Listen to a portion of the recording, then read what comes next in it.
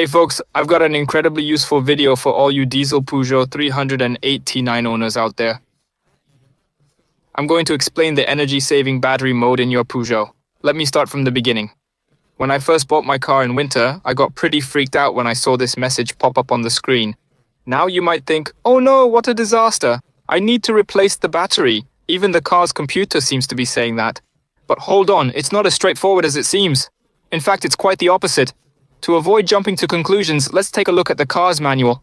Maybe we'll find our answer there. If you don't mind, I'll just run through a few key points. The car has a system that manages how long certain features run to keep the battery charge at the right level.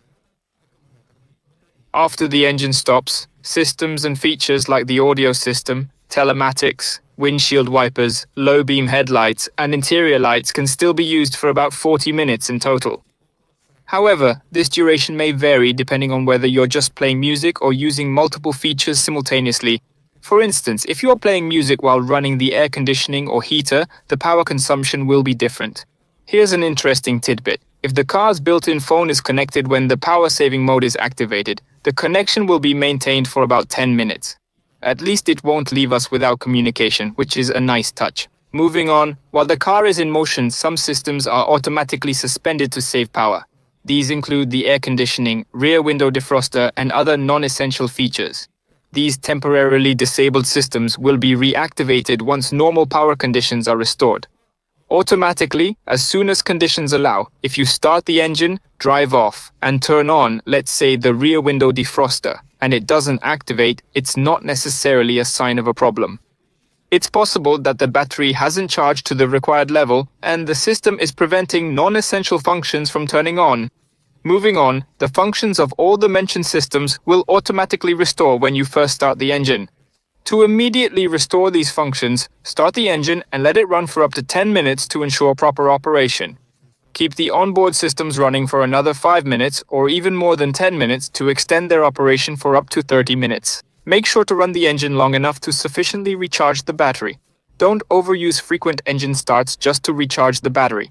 If the battery is completely discharged, you won't be able to start the engine at all. These last 2 points are particularly interesting. In other words, for those who enjoy listening to music on the beach during summer, there's a real risk of draining the battery because the period starting the engine at idle doesn't fully charge the battery. If you ignore this, there's a chance your car might not start at some point. Now, that's just theory. Let's move from the manual to the real world and see what we should do with all these energy-saving modes. I got really curious about at what voltage the car starts complaining about the battery. In other words, when does the car think things are going south? The result might surprise you. At 12.3 volts, your car goes into energy-saving mode. On one hand, it seems okay. Being cautious is always good. But personally, I think the car starts worrying way too early. I've done these measurements multiple times, 5 or 6 to be exact, in different weather conditions and even with different devices. I used whatever I had on hand. This yellow Chinese device is a bit off, but that's not the main point. So I recently did a review of a dashcam on my channel, but that's not what I want to talk about. If you're interested, modern dashcams have a parking mode feature. In this mode, the camera records everything happening in front of it when it detects movement.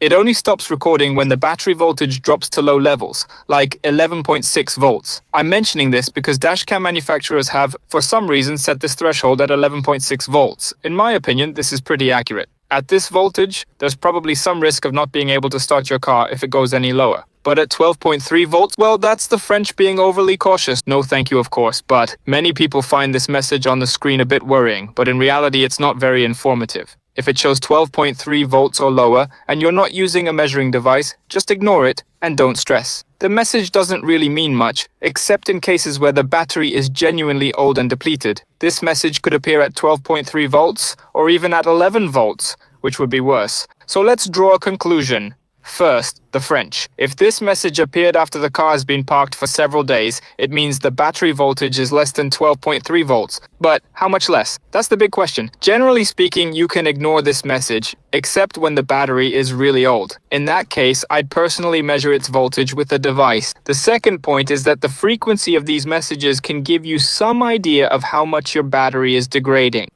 For example, in the first year after I replaced the battery, I don't think I received any of these messages at all. In the second year, well, it probably happened once or twice. Then in the third year, they started appearing more frequently. Now, I'm entering the fourth year of ownership, and logically I will see more and more of these messages, simply because the battery isn't getting any younger. I'd say that's pretty much all the useful information about this feature. That's about it, but if you have anything interesting to add on this topic, please leave a comment below. I'm sure many will find it interesting. That's all I have for today. Thanks everyone for watching, and goodbye for now.